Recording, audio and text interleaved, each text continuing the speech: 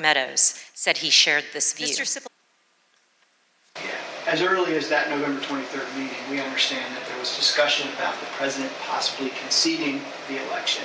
And specifically, we understand that Mark Meadows assured both you and Attorney General Barr that the president would eventually agree to a graceful exit. Do you remember Mr. Meadows making any such representation? Are you saying as part of that meeting or separately?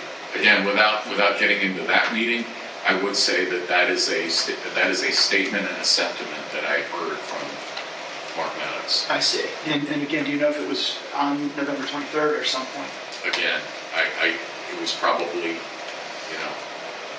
around that time, and it was probably subsequent to that time. It wasn't a one-time statement. Mr. Meadows has refused to testify, and the committee is in litigation with him. But many other White House officials shared the view that once the litigation ended and the Electoral College met, the election was over.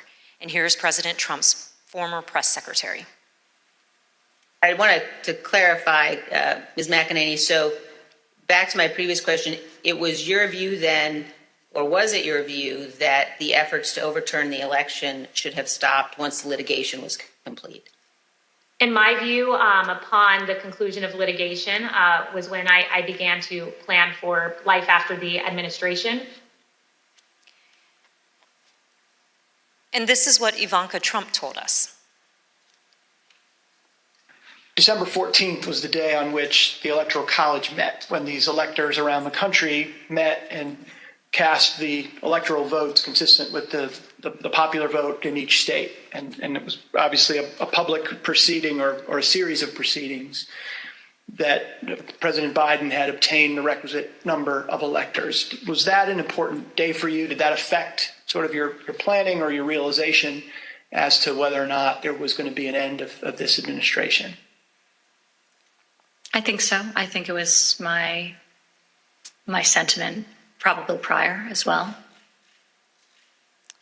Judd Deere was a White House deputy press secretary. This was his testimony about what he told President Trump. I told him that my personal viewpoint was that the Electoral College had met, which is the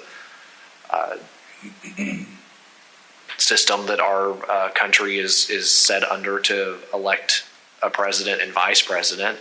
And I believed at that point that the means for him to pursue litigation was probably closed. And you recall what his response, if any, was? He disagreed. We've also seen this testimony from Attorney General Barr reflecting a view of the White House staff in late November 2020. And then at that point I left. And as I walked out of the Oval Office, Jared was there with Dan Scavino, who ran the president's social media, and who I thought was a reasonable guy and believe is a reasonable guy. And I said, how long is he going to carry on with this stolen election stuff? Where's this going to go? And by that time, Meadows had caught up with me and leaving the office, and caught up with me and said that he said, look, I think that he's becoming more realistic and knows that there's a limit to how far he can take this. And then Jared said, yeah, we're working on this. We're working on it. Likewise, in this testimony, Cassidy Hutchinson, an aide to Mark Meadows, described her conversations with President Trump's Director of National Intelligence, John Ratcliffe, a former Republican congressman. He had expressed to me that he was concerned that it could spiral out of control and potentially be dangerous, either for our democracy or the way that things were going for the 6. Of course, underlying all of this is the fundamental principle that the President of the United States cannot simply disregard the rulings of state and federal courts, which are empowered to address specific election-related claims. The President cannot simply pretend that the courts had not ruled. By that time, the president or his associates had lost 60 out of 61 cases that they had brought to challenge different aspects of the election in a number of states. They lost 60 out of 61 of those cases. So by the time we get to January 3rd, that's been clear. I assume, Pat, that you would agree the president is obligated to abide by the rulings of the courts. Of course. And I assume you also would, Everybody is obligated to abide by rules, of course. and I assume you also would agree the president has a particular obligation to take care that the laws be faithfully executed. That is one of the president's obligations, correct? Yet President Trump disregarded these court rulings and the counsel from his closest advisors and continued his efforts to cling to power. In our prior hearings, you have heard considerable testimony about President Trump's attempts to corruptly pressure Vice President Pence to refuse to count electoral votes, to corrupt the Department of Justice, to pressure state officials and state legislatures, and to create and submit a series of fake electoral slates. Now, we will show you what other actions President Trump was taking between December 14th, 2020 and January 6th. I yield to the gentleman from Maryland, Mr. Raskin. Thank you, Ms. Murphy. Throughout our hearings, you've heard how President Trump made baseless claims that voting machines were being manipulated by foreign powers in the 2020 election. You've also heard Trump's Attorney General, Bill Barr, describe such claims as complete nonsense, which he told the president. Let's review that testimony. I saw absolutely zero basis for the allegations, but they were made in such a sensational way that they obviously were influencing a lot of people, members of the public, that there was this systemic corruption in the system and that their votes didn't count and that these machines controlled by somebody else were actually determining it, which was complete nonsense. And it was being laid out there. And I told them that it was crazy stuff and they were wasting their time on that. And it was doing a grave disservice to the country. We've learned that President Trump's White House counsel agreed with the Department of Justice about this. Attorney General Barr made a public announcement on December 1st, less than a month after the election, that he had seen no suspended fraud sufficient. Fair to say that by December 1st, you had reached the same conclusion? It's fair to say that I agree with Attorney General Barr's conclusion on December 1st. Yes, I did, and I supported that conclusion. However, the strong rejection of the Attorney General and the White House counsel of these claims did not stop the president from trying to press them in public. But that's not all he did. Indeed, as you'll see in this clip, the president asked Attorney General Bill Barr to have the Department of Justice seize voting machines in the states. My recollection is the president said something like, well, we could get to the bottom, some people say we could get to the bottom of this if the department seized the machines. It was a typical way of raising a point. And I said, absolutely not. There's no probable cause, and I'm not going to seize any machines. And that was that. Yeah. But this wasn't the end of the matter. On the evening of December 18th, 2020, Sidney Powell, General Michael Flynn, and others entered the White House for an unplanned meeting with the president, the meeting that would last multiple hours and become hot-blooded and contentious. The executive order behind me on the screen was drafted on December the 16th, just 2 days after the Electoral College vote, by several of the president's outside advisors over a luncheon at the Trump International Hotel. As you can see here, this proposed order directs the Secretary of Defense to seize voting machines, quote, effective immediately, but it goes even further than that. Under the order, President Trump would appoint a special counsel with the power to seize machines and then charge people with crimes with all resources necessary to carry out her duties. The specific plan was to name Sidney Powell as special counsel, the Trump lawyer who had spent the post-election period making outlandish claims about Venezuelan and Chinese interference in the election, among others. Here's what White House counsel Pat Cipollone had to say about Sidney Powell's qualifications to take on such expansive authority. I don't think Sidney Powell would say that I thought it was a good idea to appoint her special counsel. I was vehemently opposed. I didn't think she should be appointed to anything. Sidney Powell told the president that these steps were justified because of her evidence of foreign interference in the 2020 election. However, as we've seen, Trump's allies had no such evidence and, of course, no legal authority for the federal government to seize state voting machines. Here's Mr. Cipollone again denouncing Sidney Powell's terrible idea.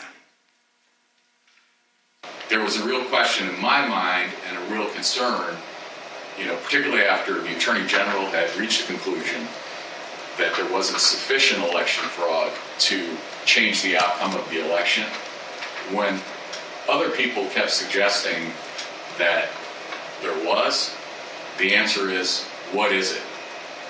And at some point, you have to put up or shut up. That was my view. Why was this, on a broader scale, a bad idea for the country? To have the federal government seize voting machines, it's a terrible idea for the country. That's not how we do things in the United States. There's no legal authority to do that. And there is a way to contest elections, that happens all the time. But the idea that the federal government could come in and seize election machines, I don't understand why we even have to tell you why that's a bad idea for the country. It's a terrible idea.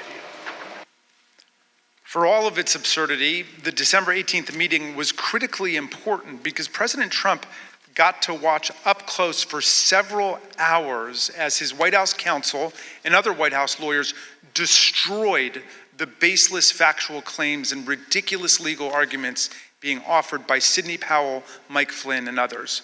President Trump now knew all these claims were nonsense, not just from his able White House lawyers, but also from his own Department of Justice officials and indeed his own campaign officials. As White House counsel Pat Cipollone told us, with respect to the whole election fraud issue, that to me it's sort of, if you're going to make those kind of claims, and people were open to them early on because people were making all sorts of claims, and the real question is, show the evidence. As White House counsel, it wasn't just the Justice Department, the Trump campaign, and the Trump White House lawyers who knew it. Even Rudy Giuliani's own legal team admitted that they did not have any real evidence of fraud sufficient to change the election result. Here's an email from Rudy Giuliani's lead investigator, Bernie Kerik, on December 28, 2020, to Chief of Staff Mark Meadows. Mr. Kerik did not mince any words. We can do all the investigations we want later, but if the president plans on winning, it's the legislators that have to be moved, and this will do just that. Mr. Kerik wanted the president to win. What he didn't say in this email was what he would later tell the Select Committee in a letter that his lawyer wrote to us in November. The letter said, quote, "It was impossible for Mr. Kerik and his team to determine conclusively whether there was widespread fraud or whether that widespread fraud would have altered the outcome of the election." In other words, even Rudy Giuliani's own legal team knew before January 6th that they hadn't collected enough actual evidence to support any of their stolen election claims. Here's what Trump campaign senior advisor Jason Miller told the committee about some of the so-called evidence of fraud that the campaign had seen from the Giuliani team. So do you know what the examples of fraud, numbers, names, and supporting evidence was that you sent to Mo Brooks's office? And when I say you, I mean you or the campaign.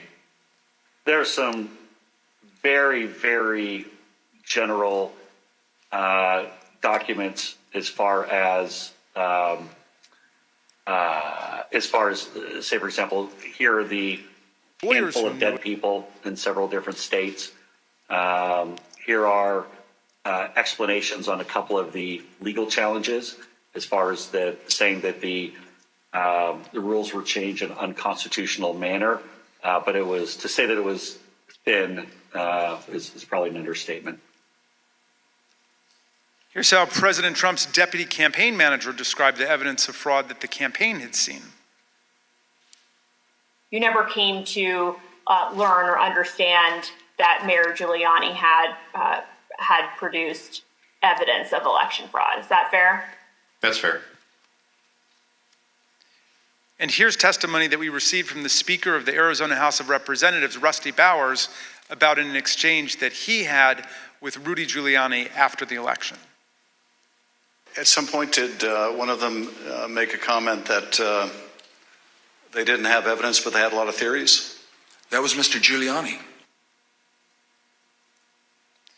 Chief of Staff Mark Meadows told people that he thought Trump should concede around the time the Electoral College certified the result.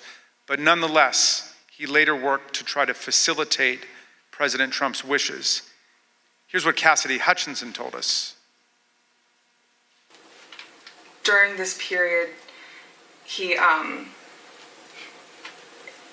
I perceived his goal with all of this to keep Trump in office.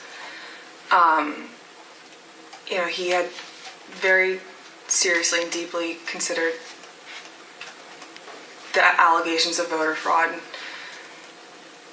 But when he began acknowledging that maybe there wasn't enough voter fraud to overturn the election, I witnessed him start to explore potential constitutional loopholes more extensively, which I then connected with John Eastman's theories. The startling conclusion is this: even an agreed upon complete lack of evidence could not stop President Trump, Mark Meadows, and their allies from trying to overturn the results of a free and fair election. So let's return to that meeting at the White House on the evening of December 18. That night, a group showed up at the White House, including Sidney Powell, retired Lieutenant General Michael Flynn, and former Overstock.com CEO Patrick Byrne. After gaining access to the building from a junior White House staffer, the group made their way to the Oval Office. They were able to speak with the president by himself for some time until White House officials learned of the meeting. What ensued was a heated and profane clash between this group and President Trump's White House advisors, who traded personal insults, accusations of disloyalty to the president, and even challenges to physically fight.